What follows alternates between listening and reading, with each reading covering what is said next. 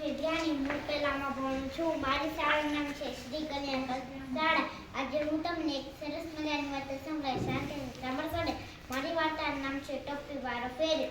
એક ફેરિયો હતો. એક દિવસ ટોપી લઈને વેચવા ગયો બોલ્યો, ટોપી લે લો ટોપી, તમારા છોકરાઓ માટે, તમારા ગલુડિયાઓ માટે. ટોપી વાળા ફેરિયાનો સાંભળ્યું. છોકરાઓ તો દોડતા દોડતા આવ્યા ને કીધું કે મને લાલ દ્યો, મને પીળી દ્યો, મને કેસરી દ્યો. એમ કરીને થોડીક ટોપી વેચાઈ ગઈ. ફેરિયાને થયું કે લમને બીજા ગામે ચાલ્યો જા. ફેરિયો તો બીજા ગામ ગયો અને બોલ્યો, ટોપી લે લો ટોપી, તમારા છોકરાઓ માટે, તમારા ગલુડિયાઓ માટે. ટોપી વાળા ફેરિયાએ અવાજ સાંભળીને છોકરા તો દોડતા દોડતા આવ્યા અને કીધું કે મને લાલ દ્યો, મને પીળી દ્યો, મને કેસરી દ્યો. એમ કરીને થોડીક ટોપી વેચાઈ ગઈ. ફેરિયાને થયું કે લાવને ત્રીજા ગામે ચાલ્યા જાવ. ત્રીજા ગામથી તે જંગલનો રસ્તો થતો હતો અને ફેરિયાને બહુ જ ભૂખ લાગી હતી. ફેરિયાએ વિચાર્યું કે મોટું ઝાડ આવશે ને એના નીચે બેસી હું મારું ભોજન કરી લઈશ. ફેરિયો તો આગળ ગયો અને જોયું કે મોટું ઝાડ છે. તો એને સરસ મજાનું ઝાડ બતાવ્યું. ફેરિયો તો અહીંયા જઈ અને બેસી ગયો અને એને ઠેલાની ચેન ખોલી અને એનું ટિફિન બહાર કાઢ્યું.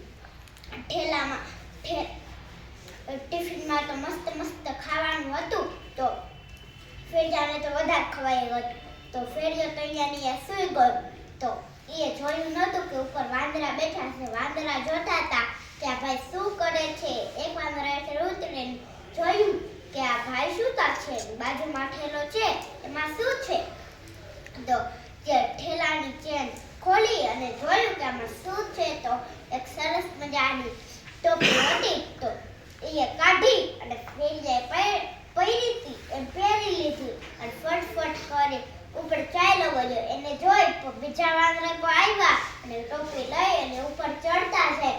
તો ઠેલો થઈ ગયો ખાલી અને ફેરિયો તો ઉઠ્યો અને જોયું કે મારી ટોપી ક્યાં ગઈ.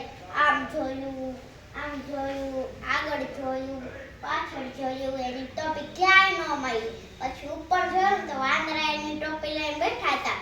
ફેરિયો ગુસ્સામાં થઈ એક પથ્થર લઈ અને વાંદરા પર ઘા કરીને બોલ્યો, મારી ટોપી મને પાછી લાવો.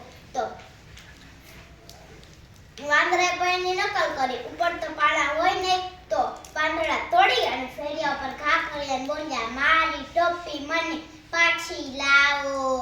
તો ફેરિયો તો સમજી ગયો કે આ મારી નકલ કરે છે, આ નકલખોર વાંદરા છે. હવે શું કરું?